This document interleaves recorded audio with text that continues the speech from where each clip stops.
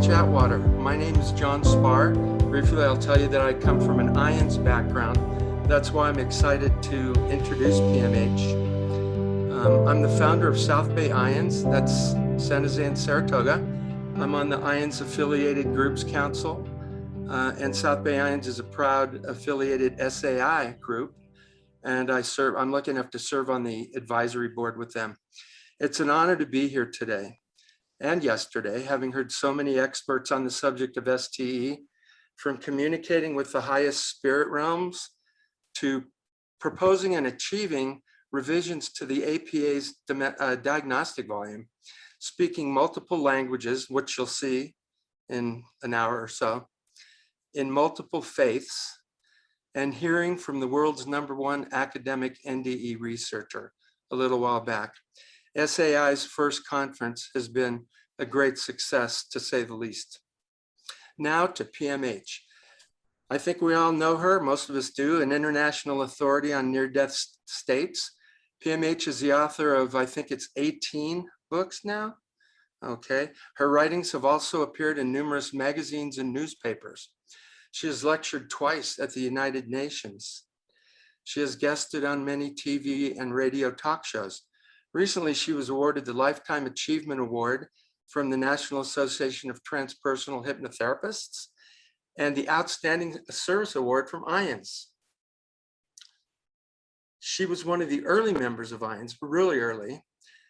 She began researching the phenomenon in 1978, the year after she herself experienced 3 of them in a 3-month period. So talk about rapid transformation, that would do it. So please allow me, one thing about PMH I'd like to say, her 2 books about children are fantastic. I didn't get a slide made up for them, but you'll find them on her website, pmhatwater.com.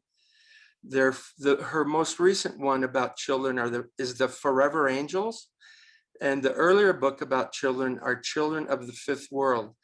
Forever Angels investigates and shows how when kids have near-death experiences before their memory, how they compare to adult NDEers. And it's a fascinating topic. I don't know if PMH is going to get into it tonight, but we'll see. PMH, take it away. I'm going to quit talking and introduce one of the leaders in the field of near-death studies, PMH Atwater. Thank you. It's wonderful to be here. I mean, I'm just so excited to talk about children. My first book about children was The New Children and Near-Death Experiences. That was back in the 90s. And then a few years ago, coming out with the Forever Angels. And all total, my work with children, especially this newest one, is 397 children or child experiencers. So we're talking about a major study. This second, let me just very, very briefly give you an idea of what we're talking about here. In my first study, I went after any child experiencer, didn't matter the age. Most of them were 7 under. This second time, I went after the mature child experiencer. That is to say, people who can validate having had a near-death experience as a child, this time specific, between birth and the age of 5. So I went after people in their 50s, 60s, 70s, and 80s.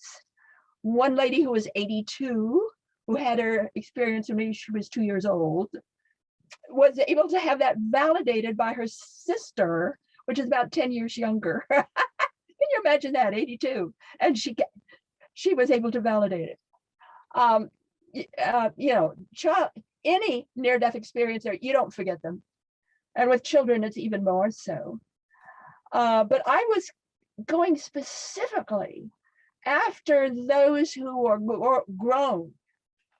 And I said to those, the mature people, and I said to them, did having a near-death experience at such a young age between birth and the age of 5. Did that make any difference in your life? If it did, tell me about it. My goodness, obviously I was going after essays. Boy, did I get essays. Some of them were so tear-stained, I could hardly read them. Just a huge outpouring of these people. One fellow, his essay was like 50 pages long, complete with photographs of his family, because he'd never been able to tell anybody anything. So I really wanted specifics. What difference did it make in their lives? And, please get the book. You can get it at Amazon.com. You can get it anywhere. It doesn't matter. You want the Forever Angels because it's going to surprise you. It's really good. It's really going to surprise you in ways that you're not necessarily prepared for at all. Because I went after those kids who had no before. So it's very different. Most of our older kids, tweens and teens, adults, we have a pretty good pattern. We have a pretty good profile for those. The experience itself before and after. But we don't have a good profile at all for birth to the age of 5. Mm-hmm. And they're very clear on what they can remember. Yes, some of them talk about past lives, but very few. There's a lot of drawings in the book as well, some about past lives, but again, very few. Again, no previous memory of this world or anything to compare with anything. But they are talking about the river of consciousness. They want to go back to where they were. They want to go back to that multiple river where every once in a while in the river you get a dip, that's a life, then you go back to the river. And then you get a dip and you go back to the river. That consciousness, that brilliant, bright world that is so different from this one. We made a big mistake, we adults, especially we researchers, when we're working with children who've had no before. That mistake, I believe, I call it out of the mouth of babes syndrome. We get so excited about what these little children say. And rightly so. It's fabulous, their stories. But we don't go back again 6 years later, 10 years later, 19 years later, 25 years later. What is your life now? What is it like for you now? And you're going to find all kinds of puzzles that it's not at all what we think it is. Clearly, I'm going to say about a third in my research base, again, 397 people, a major study, about a third could clearly remember being in the womb. So we're not just talking about birth and growing up as a human being on the earth plane. We're talking about being in the womb. I had 2 that were there when their parents conceived them. And one of them, when they were old enough to draw a picture, drew a picture and then showed it to their parents. And it was completely accurate, and their parents were very embarrassed. So we're talking about a consciousness that really picks up on everything and holds it. So most of my cases came from abuse issues, drownings, birth difficulties, maybe fever, these kinds of issues that they're coming from. But, I want to really kind of talk a little bit about, being in the womb. This one gal, her name was Penny. She drew a picture, it's in the book, wonderful picture of being in the womb when her mother is smoking. her mother is about to smoke. And she gets very excited in the room, in the womb. It's like, oh no, oh no, oh no, mother's gonna smoke again. And that smoke just really filled this child, this baby. The baby didn't like it at all. You know, it's like, oh dear, mother's gonna do it again, yuck, that kind of thing. So very, very clearly remembered. All of you out there, pregnant mothers, don't drink, don't smoke. It affects the child in the womb directly, and many of them remember it afterward. Another one I want to talk about really clearly here, and that is the out-of-body experience with little bitty ones. I want to open up another avenue of thought about out-of-body experiences with little bitty ones. This is Alma. She was 2 years old, and she was continually raped by her a friend of the family. He'd go into her bedroom, shut the door. Nobody else would know what's going on. So this great big guy gets on top of this little 2-year-old, practically suffocates her with his tummy and rapes her. Well, naturally, the child goes out of the body, is up above in the ceiling looking down. For a child who is frightened, who has a fever, who is being tortured, that gets out of their body, folks, that is not, don't think in terms of out-of-body experiences. That is a defense mechanism. Hear me, everybody out there, hear me. That is a defense mechanism. That's how the child saves their soul and all that they are meant to be. They go out of the body. It is a defense mechanism. So I want to be very, very clear about that when we're talking about children. These kids, some of them, it's just really remarkable how much smarter they are. I mean literally how much smarter they are. In my research, I'm looking at kids here. I want to be very clear on this, so pardon me for picking up papers, but I want to be clear. From birth until about the age of 7, 8 years old, who take the standard IQ test afterward, they are scoring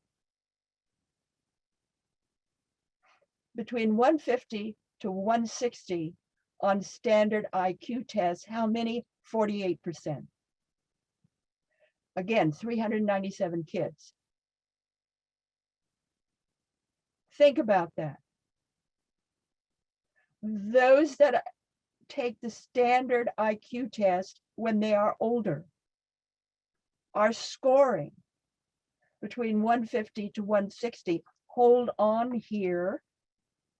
Those who had their near-death experience between birth and 15 months, especially those who had a dark light experience instead of a bright light experience, their score begins at 180 and above. Think about that. The average child experiencer, and I'm talking birth to the age of 5,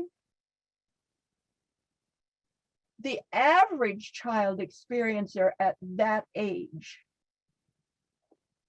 are abstracting before they start school and have synesthesia. So I want to talk about that a little bit here so that we can get a more specific idea about this. Just let that kind of sink in. I regard a near-death experience as a power punch. Think in terms of this kind of power, punching or affecting, or that child going through this kind of experience when they're that young. This tells me that there's something going on specifically with the brain, the rewiring of the brain and the nervous system at those very, very young ages. The brain patterning, the nervous system patterning, even the digestive system, skin sensitivity, all of the patterning is being formed and laid at the very time that some of these kids, many of these kids, have a near-death experience. So what happens? It flips them out. It flips them into a different learning curve than the average child, or even an older child who has a near-death experience. So I really, really, really want to interest here some scientists who are willing to look at this and find out what's going on with these children. What's going on with the brain, what's going on with the nervous system, because I know it's being altered and changed and in significant ways. So let me just sort of back up here and talk about abstracting. I want to give you an example of a child who is abstracting before they, either before school age or certainly by school age. This is a boy. He lives in Georgia. He was about 5 3/4, if you want, in school. School is, halfway through the school year, he drowns. When he's finally able to get back into school, stop for a minute and what are kids reading in the first grade? They're reading See Spot Run, Dick and Jane, right? This kid comes back and he's reading Greek mythology and understands it, and goes up to his teacher and says, "Why was the book Robinson Crusoe ever written?" I mean, the teacher didn't know what to do with that. So naturally, she pulled him out of that grade and, put him in special classes. But this is what I'm talking about. I had one boy. Oh, gee, how old was he? 4 and a half? It's breakfast in the morning. The family's around the table. Here's the breakfast box in the middle. And the kid is reading everything that's on the front of the box as he's sitting at the table. And then he's reading everything that's on top of the box, everything that's on both sides of the box, everything that's underneath the box, and everything that's behind on the other side of the box without ever touching the box.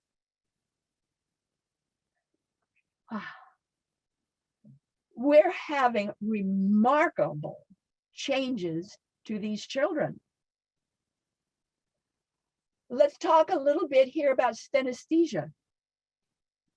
As you know, or as most of you should know, synesthesia is an elaboration of the limbic system in the brain.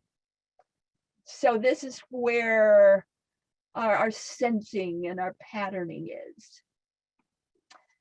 Synesthesia is an elaboration or multiplication of your sensing faculties.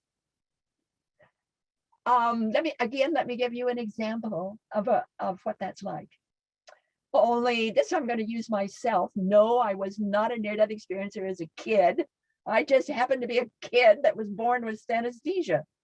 So my first grade class, I was the only kid in school who could smell color, see music, and hear numbers.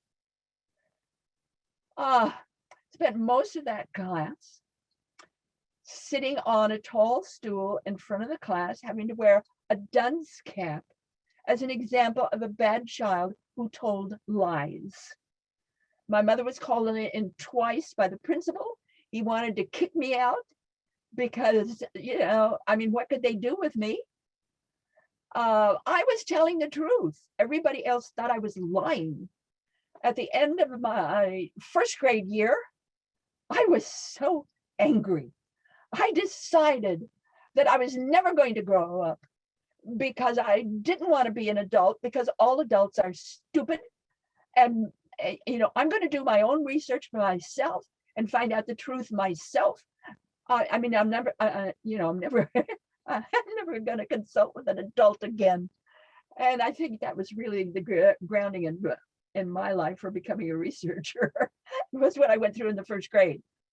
I have a drawing and several cases in the book. The drawing is one of a particular child who was dancing in her mind. She was dancing to get accurate answers to mathematical questions. And the more she danced, the more accurate the answers were. She always got 100 on all of her tests. I confounded the teacher. They brought in experts, so frightened the child that she wouldn't tell them anymore how she got her answers. We're talking about children here who have altered very significantly in how they are able to go about living, process thought, words, how they can be a part of the world we live in. And they're very, very challenged by that, extremely challenged. Let me give you just a few stats here. Oh, by the way, one of them I'm going to give you right away because it's good, because it's going to shock you and surprise you probably. 90%, again, 397 people, 90% lost their bonding with parents, did not bond with parents at all. They may have loved their parents and, loved their parents dearly maybe, but they didn't bond to them. They didn't bond at all. 93% drawn to and highly proficient in math, science, history, how to make things. Yeah, we are so filled with ideas about people coming back from a near-death experience, and they're kinder and more loving, and many of them become ministers or psychics or maybe different kinds of psychic ability, mediumship. Many of them go on to healing or all different kinds of healing and helping professions. Not so with the littlest ones. Yes, some of them do, but the littlest ones are not drawn to that at all. Remember, when they come into life, their biggest puzzle is, what is life? What is a human being? What does this world expect of me? How can I learn how to be a human like everybody else? So most of them go into science and history and that kind of thing. I have a whole chapter called, historical cases. One in particular, he was a little bit older when he had his near-death experience, but not that old. In his experience, believe it or not, he was Scandinavian. He was shown how to how do I word this? How to invent a better way of handling trees and making a better pulp for paper. He was shown that in his near-death experience, really. So he was smart enough not to tell anybody. Went to college as quick as he could, learned very early, got his PhD very early, and then went about taking exactly what he was shown and told in his childhood near-death experience and did it.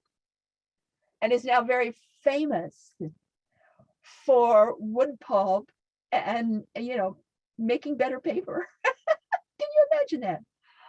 But yes, that kind of thing. So we're talking about a very different look at the world and how they process that. And by the way, I did a lot of Native Americans, all kinds of people, and one in specifically who was very angry with near-death researchers, very, very angry. She said they never go after people in poverty. Well, I did. And just remarkable cases, of course. Let me go on with some of these that I want you to know about. Vivid dreams afterward, 70%. Problem sleeping, 67%. That's a large group. They have problems sleeping afterward. Out-of-body experiences, 62%. Aware of the future, 61%. You'll love this. I talked with very, very many, of course.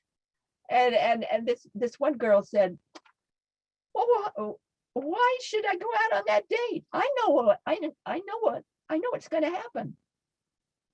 I know what's going to happen beforehand. So I just don't go out on a lot of dates. I know the future. Now, you'll find this very interesting. Turn to drug use to handle the after effects, 46%. That's pretty high. Turn to alcohol, 45%. Even though 76% have very direct spiritual guidance. Are these after effects easy to handle for little kids growing up in school? There's a lot of bullying. These kids know more than the teacher does. These kids know more than their parent does. By the way, these little babies, toddlers, they're having out-of-body experiences all the time to keep track of where mom and dad are. They know what's going on with mom and dad. They want to know. They want to know where their parents are. So you parents, be very careful what you're doing because the kid is right there watching you. Here's a percentage I want you to remember. 74%. Remember that. 74% of my child experiencers who go through a lot of stuff just to grow up, just to go to school, just to get out and become an adult and have a life. 74% become very, very successful. Many of them were millionaires. Yeah. That same figure, 74%. Remember that figure. Had real problems with suicide ideation. Yeah. Stop for a minute here. 34%, all told, 34% were positive about having a near-death experience. 61% were negative. They were negative. Let's look at that a little bit further. Yeah, I've already mentioned that. This idea about going home. Let's stop for a minute here with kids, and let's talk. Let's see as a child sees. Forget being an adult. We want to see as a child sees. A child sees these beautiful people, these loving people when they're not breathing. Now, when they're breathing again, the loving people are gone.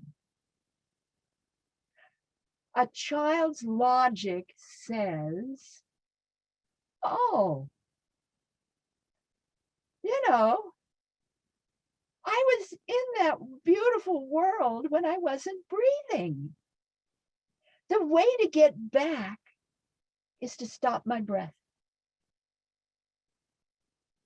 They don't think in terms of that being harmful.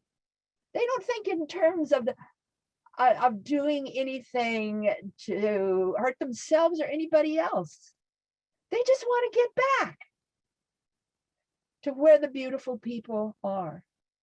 By the way, a child near-death experiencer, a little one, will never use the word angel. If you ever hear the term angel, be very suspicious.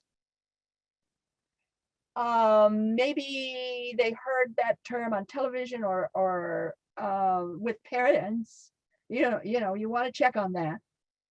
But if they didn't, they're not going to use that term angel. Child doesn't use that term. They call it the loving ones or the beautiful people, the shining ones, but they don't use the term angel. So that's a little, tickler here on that kind of thing. When there was a number of years ago, like 5 or 6 years ago, when there was this huge tornadoes that were hitting this city. I think it was in Georgia. I'm not sure. I think it was in Georgia. And the children were all telling everybody they were being saved by the butterfly people, And nobody understood what that was. So finally, a reporter called me because he knew I had done a lot with child near-death experiencers, children in crisis. And he says, what is this about butterfly people? And I said, and I heard the stories, and I said, that's genuine. They're not using the term angels. They're calling them butterfly people. A child will call those beings anything but angel if they're really, really young. So that's one of the ways that we can tell about this and know about this. And to know what's really genuine. These little kids, again, they're so smart. They know what's going on with their brothers and sisters. They know what's going on with mom and dad, the neighborhood, or at least they're very curious in a very different kind of way. And when the kids down the block won't play with them, they're very hurt. They don't understand why the kids won't play with them. They don't understand why they're being bullied in school. They don't have that sense that they are somehow talking in a very, very different way than other kids are talking. I had 3 people in my research base who were conceived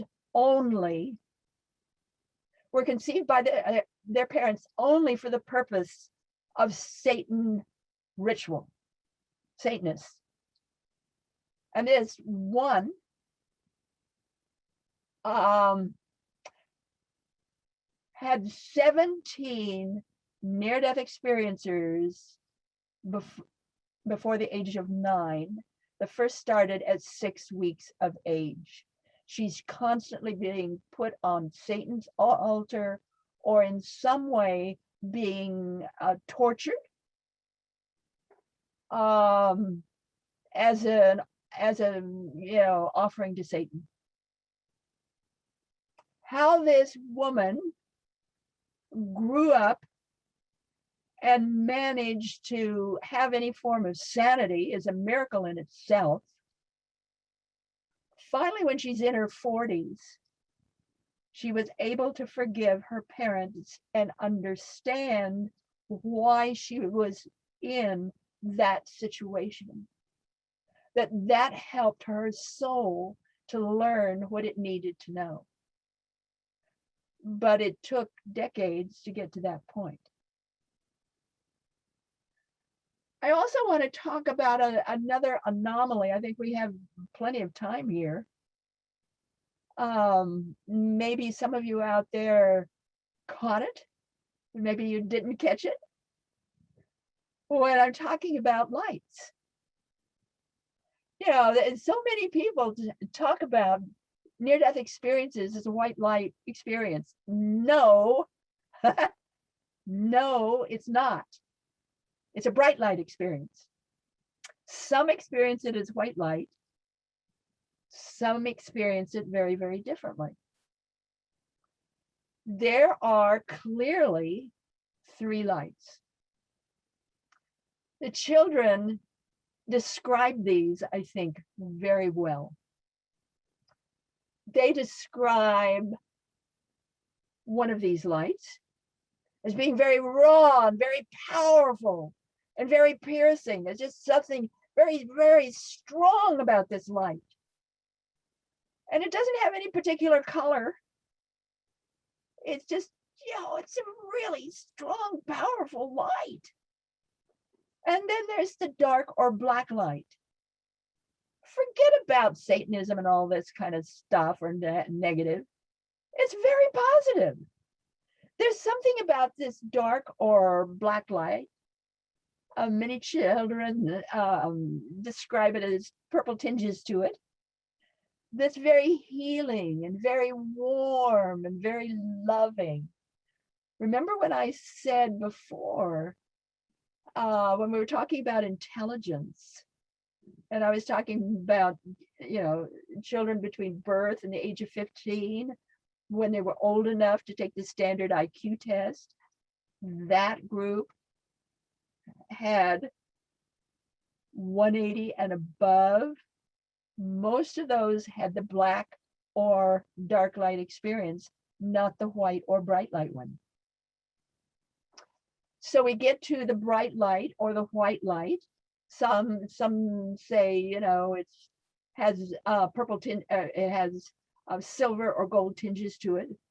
But this very bright light, adults say this light is so powerful and so bright that it's more powerful than 10,000 suns. Instantly you're fried, but there's no pain. Well, kids look at it a little bit differently because they don't have those kind of words, but they certainly know that this light, this very bright or white light, is very powerful, certainly, but knows all about them, and they can't fudge. They've got to be very clear with this light, because this light knows all about them and will talk to them.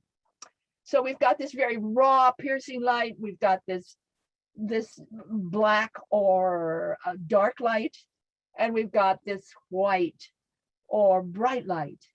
Well, the kids are very specific about this. They would be. Yeah. they say, well, that black light, that's mother light. And that white or bright light, that's father light. And that raw, powerful light, that's God's light. And mother light and father light, they come from God's light. I just love being around kids. And these kids, they describe prayer. I mean, it's a fabulous way they describe prayer because they can see it. They see prayer. They see it as a band of color,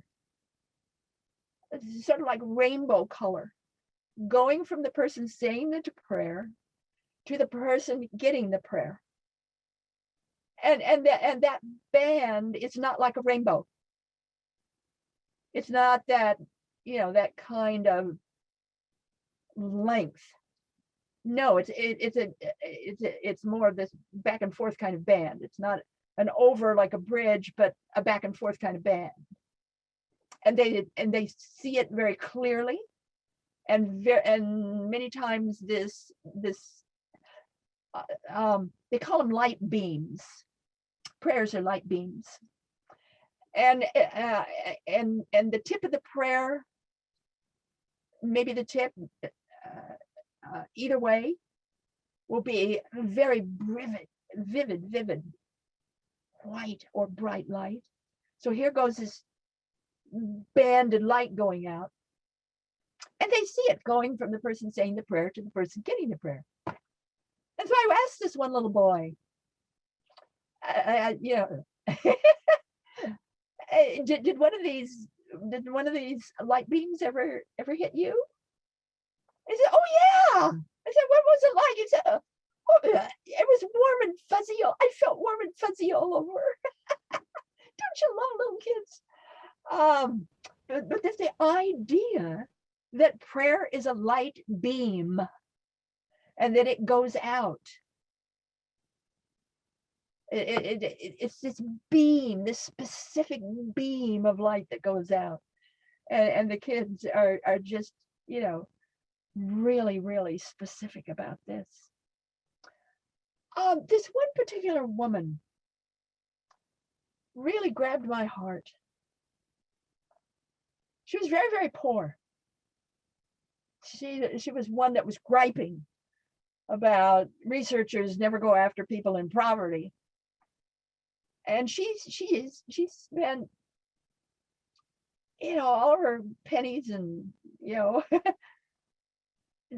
saved her money so that she could buy an envelope and paper so she could have enough paper to do her essay and send it to me. And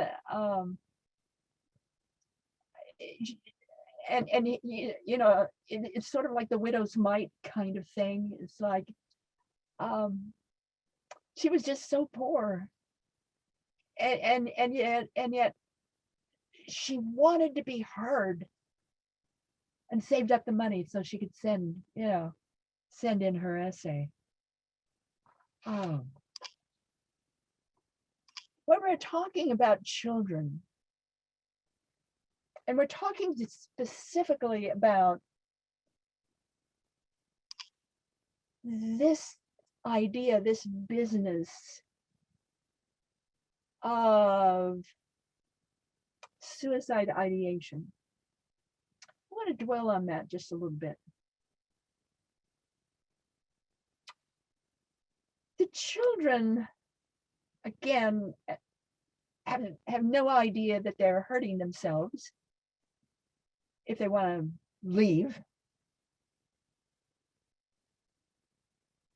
I'm urging parents to teach your children visualization techniques. That's simple. Teach them visualization techniques whereby they can sit down and relax, and in their mind's eye, they can go back visit, see, do whatever they want to do, and then come back to this life because this life is important. They're here for a reason. And they can go back and forth whenever they please. Just that. Just learning a simple visualization technique will make all the difference in the world in a child being able to handle living in the earth plane and living in a body on the earth plane and knowing that they must stay here, grow here, and be here. That makes such a difference.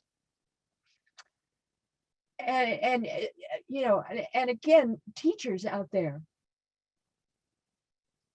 please know about synesthesia, and not just child experiences of near-death states. More and more children today, all over the world, are being born with synesthesia.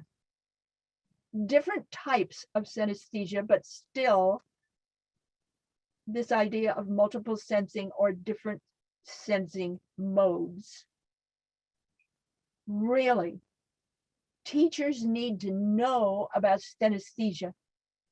So learn about that. It will help your children in incredible ways.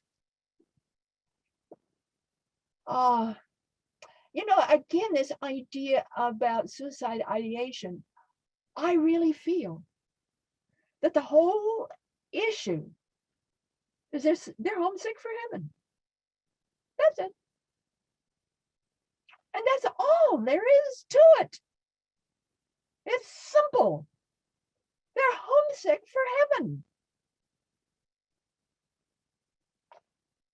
And if they can just know that, you know, all of you counselors out there that are listening to me right now, psychologists, counselors, you know, therapists,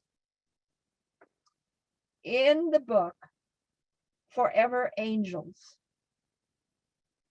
I give you everything you need to know, markers on how to recognize the kid, how to work with the child, even as an adult, how to work with them. It's all in the book. And especially the markers on how to recognize them and how to deal with that. Because I do not believe that it has to be a big deal. I do not believe that it has to be a problem in the life, but it is. Some of these cases are really complicated. One of the cases in my book was a child still in the womb, trying to be born at the moment her mother is trying to commit suicide. You can see how complicated that can be for the child. These children are specific about what they see and hear and feel after they are born.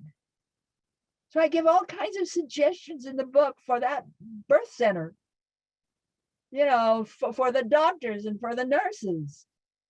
These kids want that to be warmer, and they want more soft, soothing music. They don't want it to be cold. I mean, it hurts them when it's really cold and when they're slapped around by the doctor. They want the doctor to talk to them and the nurses to talk to them. They can understand, even if they can't talk back, they're going to understand what you're saying to them. Yes, and do you know, among the things that I found is this business about the silver cord. And I think I talk about it in the book, but I've certainly talked about it on my website, www.pmh@water.com. This is about the silver cord. When we're talking about the vagal nerve is that one of the most important nerve centers in the body. If you're hurt or threatened in any way, but specifically hurt, the vagal nerve's job is to take the blood from all over the body and center it as much as it can under the heart, and to make sure that air gets to the brain. So that's the vagal nerve's job. Keep the brain alive, keep the heart alive. And the vagal nerve will just take over. I found that out when I fell off a ladder. I was outside trimming a myrtle tree, crepe myrtle tree. And I was on the top of the ladder and fell off. And then the vagal nerve took over. And it literally took over and enabled me to live again and live well, I might add. But when you really study that, when you really study how the vagal nerve works and what it does, and then when you study spirit and the soul and our attachments to the body and how the soul is attached to the body, I truly feel the vagal nerve is our physical component to the silver cord. The vagal nerve in the body, the silver cord out of the body, it's the same run. But physically, we call it the vagal nerve. Spiritually, we call it the silver cord. And it's the same thing. And I talk about that I talk about all kinds of things in that book. Yeah. But mainly, I give us all an opportunity to see through the eyes of the child. And as they grow. Because you're not just talking about the little ones. Remember the out of the mouth of babes syndrome. We get so excited about what the little ones are saying and their stories. But we lose track of or are not even interested in what that same kid is saying 9 years later, 13 years later, 27 years later. We really need to take another look at the child near-death experiencer.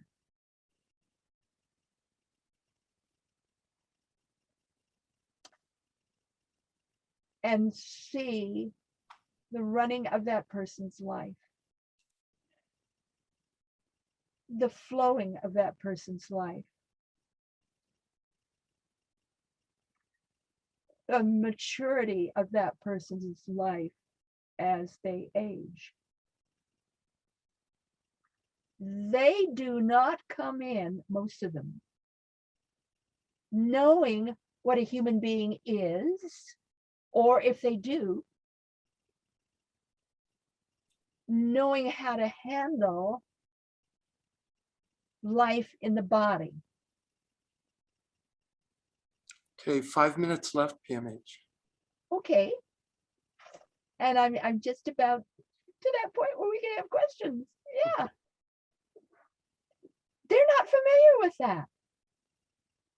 And it's really a tough road for most of these kids.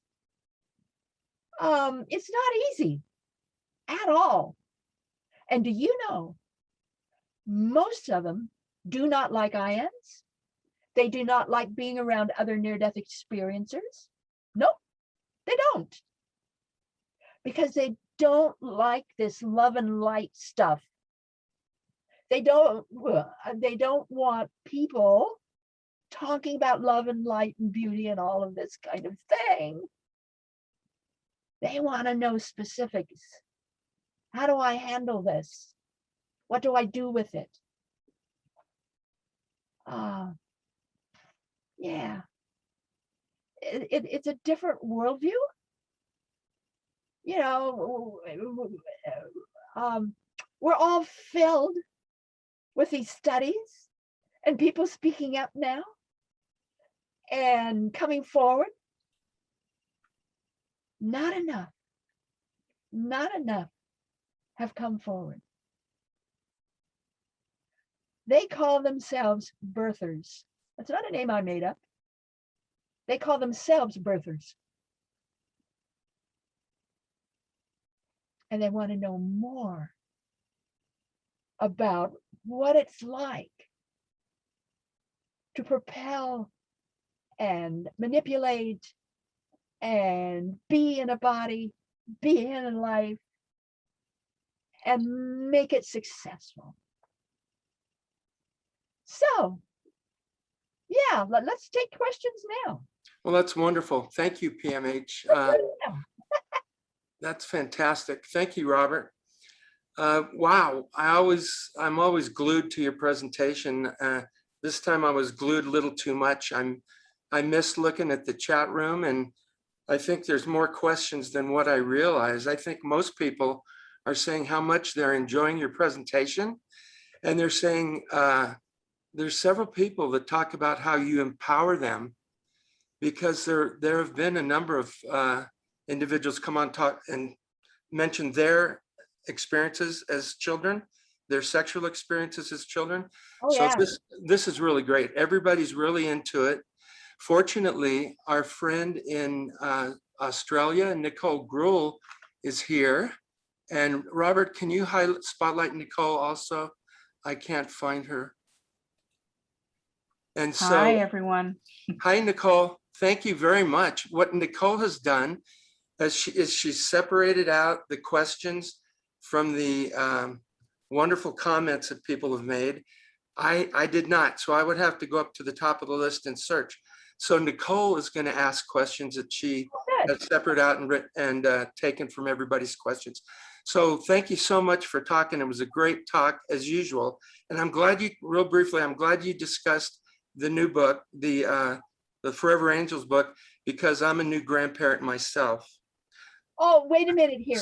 Wait a minute here. Before we go any further, okay, I want to talk about the 6 children's books I wrote after the Forever Angels. They can only be found on Amazon.com. It's called the Animal Lights series. Oh, I've heard, yes, I have heard. All these little animals that come from the light, and they're in the mommy's womb, and then they're born. And I devised these books for mainly for parents, so they can sit down with their kids, any parent, any child, sit down with any child, and sit down with these kids. Maybe they're talking about the monkey, Busy Betty Wiggles, and they can say to their child, "Do you remember anything like Busy Betty Wiggles?" So we've got 6 of these animal books. It's called the Animal Lights series. Great. Only get them on Animal Lights, and to help anybody and everybody begin to probe or explore the memories of children. That's a great idea. Thank you. Sounds like it would work for grandpas too. Yeah, grandpas, especially grandpas. All right. Thank you. Well, thanks, Nicole. You can go ahead with questions. Well, what an absolute delight, PMH. This is, every time I hear you talk, I'm just like, yes, yes, woo, absolutely. Validation on so many levels. So, and I can see, as John mentioned from the chat, that that is true for many people that are here. There's been some really deep sharing. So thank you for allowing that to happen. I want to share with you a couple of comments before we jump into questions that have come through. God bless PMH for her research on this topic. It sure has given me sanity and answers. And someone else says, just love you, PMH. This talk and the children's experience is so enlightening. So we'll jump on in with some questions as they came through the chat, and hopefully we get to most, if not all of them. Let's just see how we go. So someone asked PMH, might it be that these kids are already open-minded such that NDEs and other similar STEs naturally are available to them? No, not at all. With some of them, yes. With most of them, it's a puzzle. It's really a puzzle. Some of them are hurt. Some of them are go through all kinds of steps and difficulties in handling this and understanding it. They don't have anybody to talk to, most of them. They certainly can't talk to mom and dad. And a real puzzle for these children is when they're just babies. And remember, I said these babies tend to, through the out-of-body experience, keep track of what's happening to mom or keep track of what's happening to dad. Then when they're a little bit older, they will ask mom or dad why they were doing that. And that can cause real problems in the family because maybe mom and dad weren't doing, what they should have been doing. So no, it can be very puzzling. With the experiencers that I was able to interview or that wrote an essay, I'd say maybe about a third of them were able to handle their near-death experience in a very good way, in a very healthy way. A lot of them were puzzled. Many of them were frightened in the sense of, how do I live with my parents when I know better? How do I go to school and I'm being constantly bullied? How do I handle that? How do I date people when I know it's going to happen before it happens? How do I get a job? How do I mature? How do I find a mate and marry later on? How do I handle children of my own when I'm older? How do I handle my grandchildren? So there's lots of puzzles, and please read that book. You'll understand more the how and the why, and it'll make a big difference to kids. Again, I say to everybody, this out of the mouth of babes syndrome,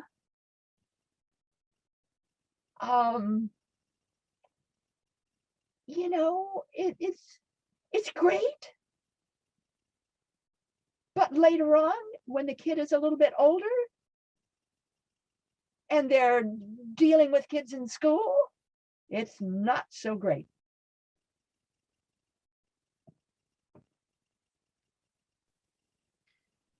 Questions are flooding through now, PMH, so we'll see how we go. So the next one here, it's a little broader actually, I guess, in terms of the whole conference conversation, but we can bring it in and make it relevant to the population you've been talking about. The question is it okay to take psychiatric meds during a spiritual awakening? And I'm sure you have your own perspective on this. Oh boy, that is a big one. I would go to a doctor. I really would. I would not take meds.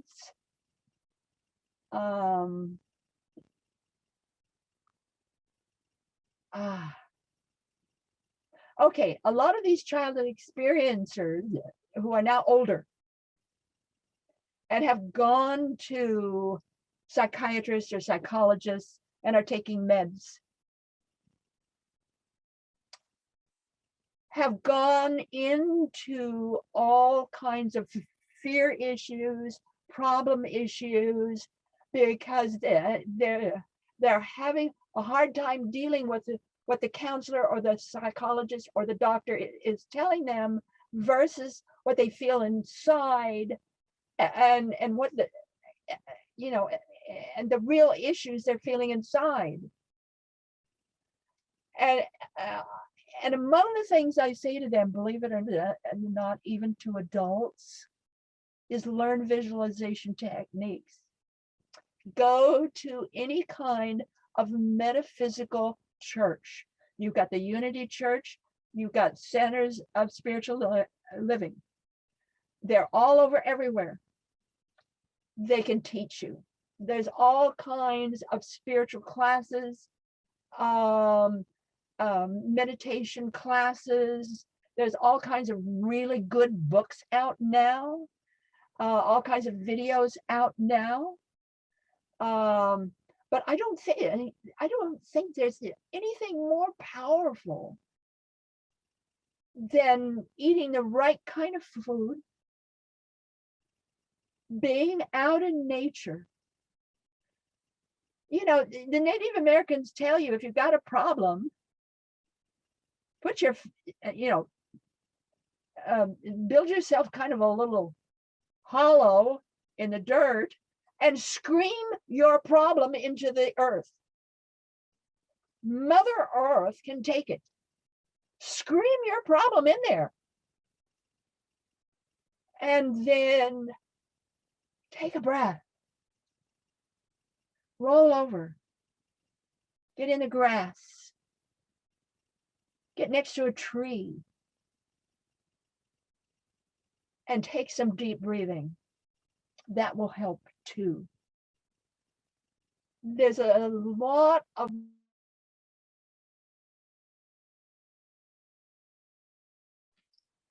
somehow you've been muted.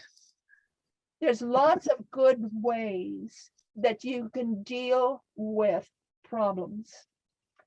I think a really good way is dealing with a psychiatrist or a psychologist who has had transpersonal training. Make sure whoever doctor you go to has had transpersonal training, so they know about these kinds of issues. They know about the soul. They're not put out by that. That really helps. I'll tell you one of the things that I did. You know, I'm a near-death experiencer too. I had 3 near-death experiences in 3 months back in 1977. I call it the heavenly sledgehammer effect. I mean, and then later that year I had 3 relapses, total relapses.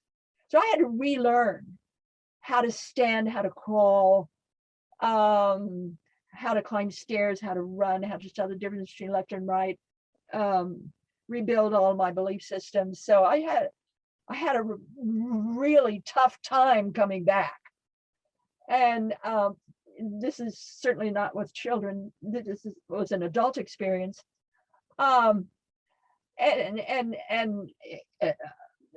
Really, the first few weeks afterward, the only thing I could say that made any sense was God is, God is, God is, and I would chant it by the hour. It kept me sane. But one of the things I did was that I read the Tolkien books. All of them, the Lord of the Rings. And I became all of the characters, good and bad. I became all of the characters. And in doing that, that helped me more than going to a psychologist. A psychologist really did. Wonderful, wonderful, um, yeah, thing to do. It has sure helped me. It's always great to hear how fellow experiences have found their tools along the way. So wonderful to share that. Thank you. Next one. Could a child that has been conceived by a sperm donor meet the donor in the afterlife? Well, you're asking a heavy there, and I mean, all we can do is guess, because I never ran across that in any of my work. So, so I would have to guess or feel or sense that could happen, but how it could go would depend a lot on those two individual souls.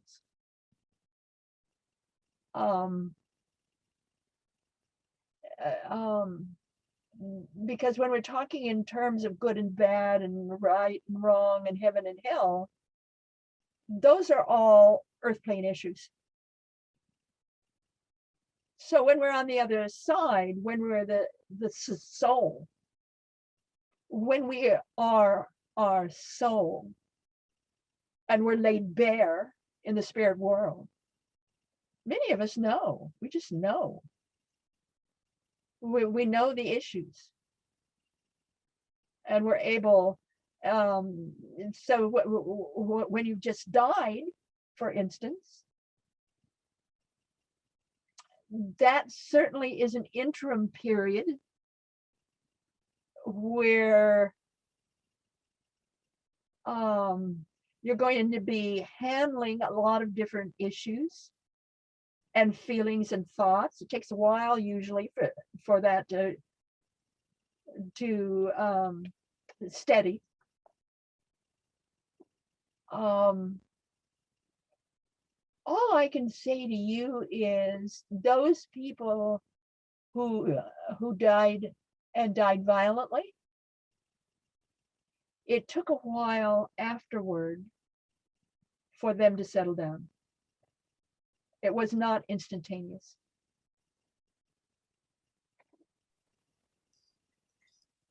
What is the difference between indigo children, fifth generation children, and the forever angels? Oh my goodness. Woo, you're asking a heavy there. We've got a few big ones. Take all the terms. Indigo, crystal, star child, rainbow child. Take all those labels, throw them out the door. All of them, throw them out the door. And then look at the child themselves. All of our children, or yeah, all of them, most of them, all is a big word. Most of our children are now coming in more intelligent, more open, more able and different in handling the world we have now. When we're talking about children of the fifth world, that was a separate book I wrote. I did that kind of research because I found so many of the new kids that are being born now, not near-death kids, normal kids, were matching near-death kids. So I went and did a lot of research on normal everyday kids. And what I found was that they indeed are a lot like near-death kids. They know more, they feel more. So, you know, get the book, Children of the Fifth World. So you could say all those terms, throw them away. Oh, And, throw 'em all the way, wow. all of them, throw them Wow. out the door. And I say that in the book because when we're looking at the new kids, we're looking at a very different animal, pardon the phrase, a very different child, a very different human being. And I mean, what I found was going into thirds, about 1/3 of them that are coming in where are smarter than we're used to, very much wanting to change how we view sex and the entire sex issue. So this whole thing about sex, this is the new kids. They're trying to reform and re-identify what sex is. So about 1/3 of them are coming in as change agents. Another third of them are coming in really, really brilliant kids. I mean, they have both of the major genes for changing the brain. I mean, they just have them. And 1/3 are coming in as psychopaths or sociopaths. So Wow. we're getting the full range. So when I look at that, thirds, when we look at thirds in anything, we're looking at strength. We're looking at something that strengthens. Thirds strengthen. Right. So stay with that. Yep. You know, what is strengthening here? I'm afraid our time is up, PMH, so we're going to have to ask you to wrap up, please. God knows what God is doing. So, Well, yeah, you know, I say amen. well, thanks for explaining that. We say amen too to your presentation. I mean, you can see by all the questions that we could have continued on for much longer. Nicole, thank you very much for taking over and asking the questions. Appreciate it very much.